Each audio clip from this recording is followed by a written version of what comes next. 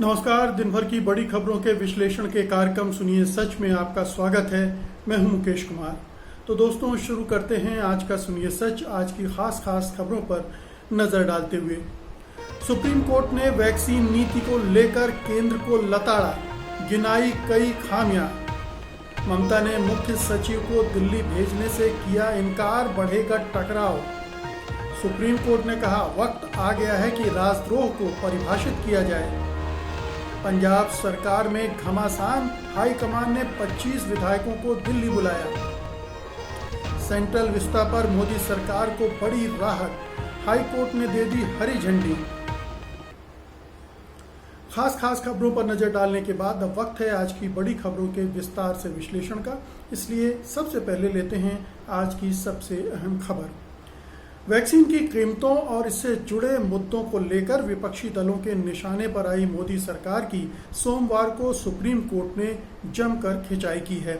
अदालत ने टीकाकरण की नीति को लेकर सरकार से कई कठिन सवाल पूछे और कहा कि इसमें अलग अलग कीमतों से लेकर टीकों की कमी और ग्रामीण इलाकों में वैक्सीन के न पहुंचने तक कई बड़ी खामियां हैं।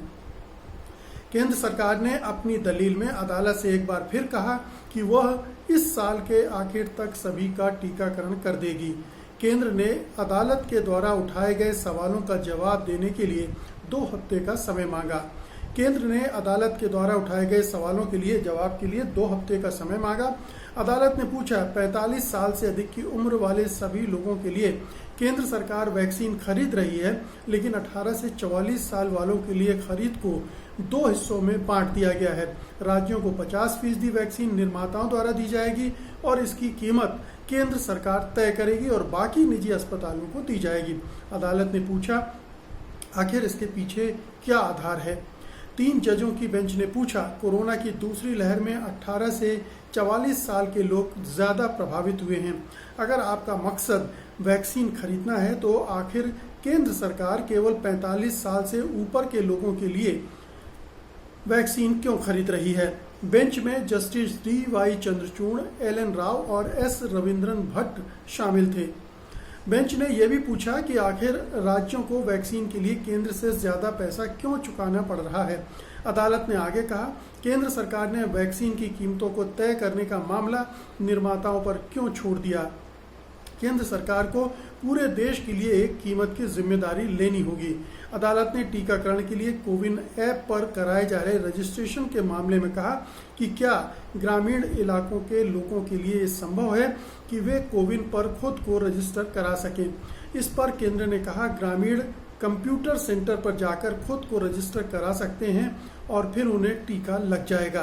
तो एक तरह से देखा जाए तो सुप्रीम कोर्ट ने केंद्र सरकार की एक ऐसी वैक्सीन नीति को सिरे से खारिज कर दिया है जिस पर पहले से ढेर सारे सवाल उठ रहे थे। पब्लिक डोमेन में, न्यूज चैनलों में, मीडिया में, हर जगह वैक्सीन की पॉलिसी को लेकर सवाल उठ रहे थे। बल्कि ये कहा जा रहा था कि सरकार के पास कोई वैक्सीन पॉलिसी है ही नहीं और वो अफरा तफरी में काम कर रही है। उसने कोई भी निर्णय लेने से पहले सही ढंग से सोचा विचारा नहीं है। पहले उसने निर्यात की छूट दे दी, ऑर्डर नहीं दिए, कैपेसिटी बढ़ाने के लिए क्या जो प्रोडक्शन कर रहे हैं उसके लिए कोई एडवांस वगैरह नहीं दिया, खरीदी का ऑर्डर नहीं दिया और फिर राज्यों के जिम्मे भी बढ़ने की कोशिश की और उसमें भी वैक्सीन की कीमतों में अलग अलग कीमतें तय करने के लिए भी निर्माताओं को खुला छूट दिया।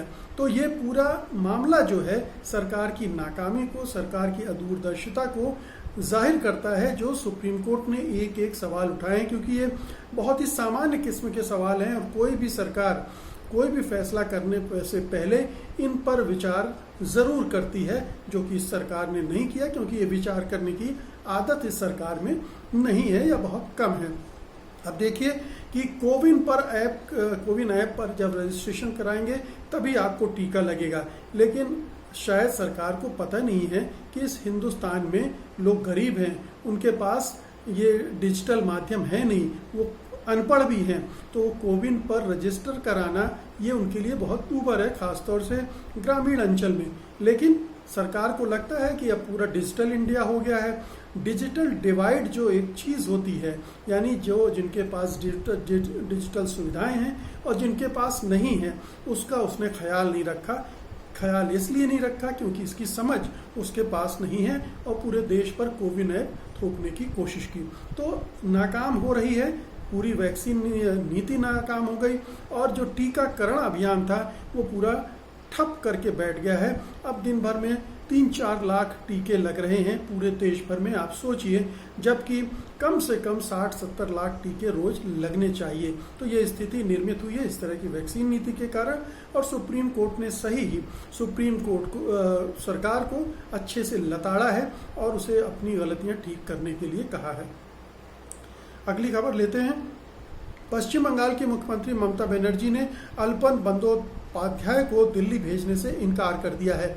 ममता ने प्रधानमंत्री नरेंद्र मोदी को चिट्ठी लिखकर साफ कर दिया है कि केंद्र इस मामले में एक तरफा फैसला नहीं ले सकता है। उन्होंने केंद्र के इस फैसले को असंवैधानिक और गैर कानूनी करार दिया है। मुख्यमंत्री ने पत्र में लिखा है कि बंगाल सरकार इस महत्वपूर्ण समय पर अपने मुख्य सचिव को नहीं भेज सकती है और इसलिए नहीं भेज रही है। उन्होंने कहा है कि हमारी समझ है कि मौजूदा कानूनों के अनुसार वैध परामर्श के बाद उनका सेवा विस्तार का पूर्वादेश जारी किया गया है जो वैध है। कुछ दिन पहले राज्य में कोरोना महामारी से निपटने में मदद के लिए बंदोपाध्याय का कार्यकाल 3 महीने के लिए बढ़ाने का केंद्रीय आदेश जारी किया गया था। मुख्य सचिव अल्पन बंदोपाध्याय को दिल्ली बुलाने का मामला इस घटना के बाद हुआ है जब प्रधानमंत्री मोदी पश्चिम बंगाल में यास तूफान से हुए नुकसान का जायजा लेने गए थे और उन्होंने एक बैठक बुलाई थी जिसमें ममता बनर्जी और राज्य के मुख्य सचिव अल्पन शामिल नहीं हुए थे, हालांकि वो उनसे मिलने पहुंचे थे। तो केंद्र सरकार ने, मोदी सरकार ने जो उसका प्रतिशोधी रवैया है, हर चीज़ का बदला लेने की प्रवृत्ति जो है, उसके तहत उसने अल्पन बंदोपाध्याय को 31 मई को दिल्ली में रिपोर्ट करने के लिए आदेश दे दिए। लेकिन जो नियम कानून है उसके हिसाब से पश्चिम बंगाल की सरकार ने, ममता बनर्जी ने उन्हें जाने की इजाज़त नहीं दी। अब ये मामला नाक का सवाल हो गया है, अहंकार का भी मामला है केंद्र सरकार और मोदी के खास तौर पर। तो ये टकराव की एक नया फ्रंट खुल गया है। लेकिन इसमें केंद्र सरकार कमज़ोर विकेट पर है, कमज़ोर पिच पर है, क्योंकि जो नियम कानून है उसके हिसाब से वो इस तरह का कदम एकदम से नहीं उठा सकती थी। फिर इसके लिए जो पुराने IAS ऑफिसर हैं उनसे जब बात की गई तो उन्होंने भी कहा कि ये गलत है, ये कानूनन गलत कदम उठाया गया, क्योंकि अभी तो 3 महीने की उनको एक्सटेंशन दिया गया है और केंद्र को राज्य सरकार से बातचीत करके ही ये फैसला लेना चाहिए था, ले सकती है।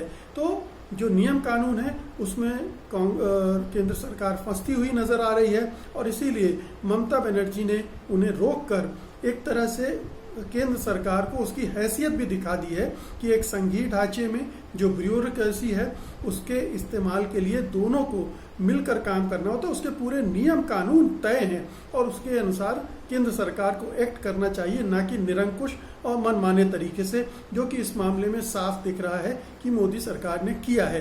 तो वो फंस गई है और उसका अब उसकी फजीहत होना तय है। अगली खबर लेते हैं। भारत में राजद्रोह के मामलों की बढ़ती संख्या के बीच अब सुप्रीम कोर्ट ने कहा है कि अब वक्त आ गया है जब हम राजद्रोह की सीमा को परिभाषित करें। कोर्ट ने ये टिप्पणी आंध्र प्रदेश के 2 तेलुगु चैनलों के खिलाफ कार्रवाई पर रोक लगाते हुए कही है। दरअसल सांसद आर कृष्णम राजू के कथित आपत्तिजनक भाषण प्रसारित करने पर TV5 और ABN आंध्र ज्योति नाम के 2 तेलुगु चैनल देशद्रोह के केस का सामना कर रहे हैं। इसी केस को लेकर इन दोनों चैनलों ने सुप्रीम कोर्ट का रुख किया था। ये केस आंध्र सरकार की ओर से YSR कांग्रेस के बागी सांसद आर कृष्णम राजू के विचारों को प्रसारित करने की साजिश के आरोप में दर्ज किए गए हैं। दायर याचिकाओं में कहा गया था कि मीडिया पर अंकुश लगाने के राज्य के कदम का मीडिया हाउसों पर बड़ा प्रभाव पड़ेगा। सुनवाई के दौरान कोर्ट ने कहा कि इन 2 चैनलों के खिलाफ कोई कदम नहीं उठाया जाना चाहिए। कोर्ट ने इन चैनलों पर की गई कार्रवाई को सही नहीं बताया है और कहा है कि अब वक्त आ गया है कि राजद्रोह को परिभाषित किया जाए। वहीं इस मामले की सुनवाई के कुछ घंटों के बाद जस्टिस चंद्रचूड़ और जस्टिस राव एक अन्य मामले में कोरोना वैक्सीन को लेकर सुनवाई कर रहे थे। उस वक्त भी उन्होंने राजद्रोह को लेकर तंज किया। जस्टिस राव ने यूपी के बलरामपुर में शव को नदी में फेंके जाने की घटना के संदर्भ में कहा कि कल हमने एक शव को नदी में फेंके जाने की तस्वीरें देखी, जिसके आगे बोलते हुए न्यायमूर्ति चंद्रचूड़ ने कहा कि हाँ, नदी में शव फेंके जाने की तस्वीर थी। मुझे नहीं पता कि इसे दिखाने के लिए समाचार चैनलों के खिलाफ देशद्रोह की शिकायत या राजद्रोह की शिकायत दर्ज की गई है या नहीं की गई है। तो राजद्रोह कानून के मनमाना इस्तेमाल राज्य सरकारें भी कर रही हैं, केंद्र सरकार भी कर रही है, और ये एक मजाक बन के रह गया। लेकिन मजाक ये हमारे आपके लिए हो सकता है, जिन लोगों को राजद्रोह कानून के तहत गिरफ्तार किया जाता है उनके साथ क्या बीतती है, ये भी हमें सोचना चाहिए। जैसे अभी दिल्ली में दंगे हुए थे तो बहुत सारे जो सामाजिक कार्यकर्ता थे जिनका इससे कोई लेना देना नहीं था, उनको भी फंसाने के लिए राजद्रोह के कानून लगा दिया गया। उत्तर प्रदेश में तो राजद्रोह कानून का खुल्ला बुरी तरह से इस्तेमाल हो रहा है, दुरुपयोग हो रहा है। कश्मीर में हो रहा है, मणिपुर में हो रहा है, झारखंड में बहुत पहले हुआ है, महाराष्ट्र में जब देवेंद्र फडणवीस की सरकार थी तब उसने किया है, रमन सिंह सरकार जब छत्तीसगढ़ में थी तो उसने किया है। तो बहुत सारी राज्य सरकारें इस तरह से इस कानून का दुरुपयोग कर रही हैं, इसका लगातार विरोध हो रहा है, लेकिन इस पर कोई कार्रवाई नहीं हो रही। तो सुप्रीम कोर्ट ने इसे जो नए ढंग से परिभाषित करने की बात कही है, दरअसल ये पहले से ही परिभाषित हो चुका है और एक नहीं, दो, तीन बार परिभाषित हो गया है कि जब तक कोई व्यक्ति हिंसक रूप से कोई ऐसी गतिविधि नहीं करता है जिससे राजद्रोह, जिससे जो देश है उसको किसी तरह का नुकसान पहुंचता है या पहुंच सकता है, तब तक उसके खिलाफ राजद्रोह का मामला नहीं बनता है। तो जितने भी केसेस अभी तक हुए, जैसे आप कप्पन का मामला ले लीजिए, जिन्हें उत्तर प्रदेश सरकार ने गिरफ्तार करके जेल में ठूस रखा है, या 16 मानवाधिकार कार्यकर्ताओं, सामाजिक कार्यकर्ताओं वगैरह को जो भीमा कोरेगांव वाले मामले में फंसाकर जेल में रखा गया है 2, 2.5, 3 साल से। ये तमाम मामले फर्जी हैं, झूठे हैं, और इन लोगों को परेशान करने के लिए इस कानून का दुरुपयोग किया गया है। तो इस पर ये साफ है कि ये दुरुपयोग हो रहा है। अब सुप्रीम कोर्ट अगर सचमुच में कुछ करना चाहता है तो इन सारे मामलों को अपने पास बुलाए, इनकी सुनवाई करे और फैसले सुनाए, ताकि जो भी इसकी वजह से प्रताड़ित किए जा रहे हैं, परेशान हो रहे हैं, उनको राहत मिले। अगली खबर लेंगे। पंजाब कांग्रेस में बीते 2 महीने से चल रहा घमासान अब चरम पर पहुंच गया है। अब कुल 25 विधायक मंत्रियों को दिल्ली बुलाया गया है और हाईकमान की ओर से बनाई गई 3 सदस्यों की कमेटी इस मामले में उनसे बात कर रही है। बताया गया है कि विधायकों से एक एक करके बात की जा रही है। कमेटी में मल्लिकार्जुन खड़गे, कांग्रेस महासचिव और पंजाब मामलों के प्रभारी हरीश रावत, और दिल्ली कांग्रेस के पूर्व अध्यक्ष और पुराने नेता जयप्रकाश अग्रवाल शामिल हैं। विधायकों के अलावा पंजाब कांग्रेस के अध्यक्ष सुनील जाखड़ भी दिल्ली पहुंचे हैं और कुछ सांसद भी। इसके बाद ये कमेटी मुख्यमंत्री अमरिंदर सिंह और पूर्व मंत्री नवजोत सिंह सिद्धू से भी बातचीत करेगी और अपनी रिपोर्ट पार्टी अध्यक्ष सोनिया गांधी को सौंपेगी। बता दें कि 79 साल के अमरिंदर सिंह की सियासी ख्वाहिश एक बार और पंजाब का मुख्यमंत्री बनने की है, लेकिन उनके अपने ही साथी इसमें रोड़ा बनते नजर आ रहे हैं। अमरिंदर के खिलाफ लड़ाई लड़ रहे सिद्धू अकेले नहीं हैं, बल्कि प्रदेश कांग्रेस के पूर्व अध्यक्ष प्रताप सिंह बाजवा, जेल मंत्री के पद से इस्तीफा दे चुके सुखजिंदर सिंह रंधावा, कैबिनेट मंत्री चरणजीत सिंह चन्नी, विधायक प्रगट सिंह और सुरजीत सिंह धीमान भी हैं। तो पंजाब में यह घमासान चल रहा है पिछले कुछ दिनों से, बहुत बड़ा नहीं है, लेकिन धीरे धीरे चूंकि चुनाव आ रहा है और चुनाव में इस तरह की गतिविधियां पार्टी के प्रदर्शन को धक्का पहुंचा सकती हैं, नुकसान पहुंचा सकती हैं, इसलिए हाईकमान अब इनके बारे में जागृत हुआ है और उनसे बातचीत करके कोई समाधान ढूंढना चाहता है। अभी तक अमरिंदर सिंह की चलती रही है, अमरिंदर सिंह ठीक ठाक ढंग से सरकार चलाते रहे हैं, पार्टी चलाते रहे हैं, और उस तरह का टकराव रहा है काफ़ी दिनों से। नवजोत सिंह सिद्धू और बाजवा उनके खिलाफ मोर्चा खोले हुए हैं, लेकिन फिर भी वो एक तरह से कंट्रोल में था। लेकिन जैसे जैसे चुनाव आता जा रहा है ये बेलगाम होता जा रहा है, और अगर हाईकमान ने इसको अभी नहीं रोका तो उसका चुनाव में बुरी तरह से नुकसान उठाना पड़ सकता है कांग्रेस पार्टी को। कांग्रेस पार्टी अभी पंजाब में बहुत मजबूत स्थिति में है, क्योंकि अकाली दल और बीजेपी का गठबंधन टूट गया है। अकाली दल कमजोर स्थिति में है कि किसान आंदोलन के खिलाफ वो चली गई थी और अमरिंदर सिंह लगातार किसान आंदोलन का समर्थन करते रहे हैं।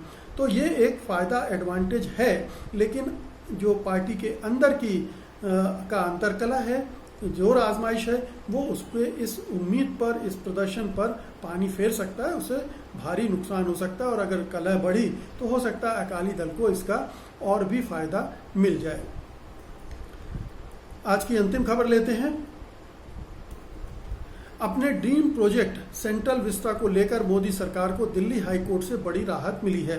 कोर्ट ने इस संबंध में दायर एक याचिका को सोमवार को खारिज कर दिया। अन्या मल्होत्रा और सोहेल आशमी की ओर से दायर याचिका में अनुरोध किया गया था कि सेंट्रल विस्टा प्रोजेक्ट के काम को रोक दिया जाना चाहिए, क्योंकि इसमें काम कर रहे कर्मचारियों के कोरोना वायरस से संक्रमित होने का खतरा है। अदालत ने सख्त रुख दिखाते हुए याचिकाकर्ता पर 1 लाख रुपए का जुर्माना ठोक दिया है। सेंट्रल विस्टा प्रोजेक्ट के तहत एक नए संसद भवन के साथ ही प्रधानमंत्री और उपराष्ट्रपति के आवास के साथ कई मंत्रालयों के कार्यालय और केंद्रीय सचिवालय भी बनाया जाएगा। ये प्रोजेक्ट 20,000 करोड़ का है। हाई कोर्ट ने कहा, कोरोना संक्रमण के बीच इस वजह से कि मजदूर कार्यस्थल पर हैं, इस प्रोजेक्ट को रोके जाने का कोई सवाल पैदा नहीं होता। अदालत ने कहा कि इस प्रोजेक्ट का काम शपूरजी पलवनजी ग्रुप को दिया गया है और इसका काम नवंबर तक पूरा किया जाना है। ऐसे में इसे जारी रखने की अनुमति दी जानी चाहिए। अदालत ने कहा कि ये राष्ट्रीय महत्व का ज़रूरी प्रोजेक्ट है, ये बेहद अहम है। तो 2-3 चीज़ें इसमें समझने की है। एक तो जो याचिका गई है वो केवल कोरोना के संक्रमण के आधार पर गई है, तो उसमें बहुत ज़्यादा दम नहीं था, क्योंकि उस आधार पर इस प्रोजेक्ट को कोर्ट नहीं रोक सकता था। इसलिए इसका खारिज होना कोई बहुत हैरत की बात नहीं है। लेकिन जो रवैया हाई कोर्ट ने दिखाया है, इसमें अतिरिक्त जो कहा कि ये राष्ट्रीय महत्व का ज़रूरी प्रोजेक्ट है और बेहद अहम है और इसे रोका नहीं जा सकता, ये बताता है कि हाई कोर्ट किसी राजनीतिक प्रभाव या दबाव में है। ये अंदाज है हमारा, क्योंकि तमाम अदालतों पर सरकार अपने ढंग से दबाव और प्रभाव डालकर अपने मन मुताबिक फैसले ले रही है।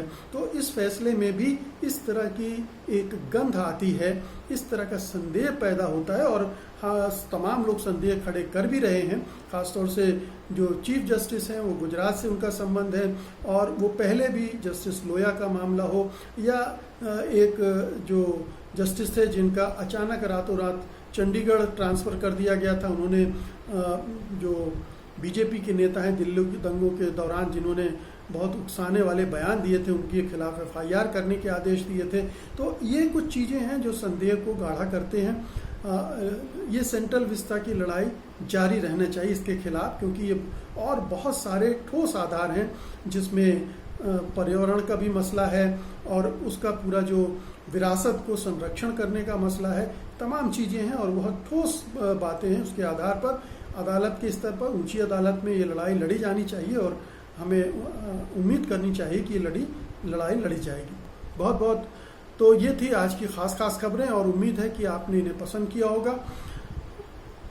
अब मैं आपसे विदा लेना चाहूँगा। कल मैं फिर इसी वक्त हाजिर होऊंगा और कल की खास खबरों के साथ उनके विश्लेषण के लिए, तब तक के लिए मुझे अनुमति दीजिए। नमस्कार, जय हिंद। सत्य हिंदी का ऐप डाउनलोड करें गूगल प्ले स्टोर पर।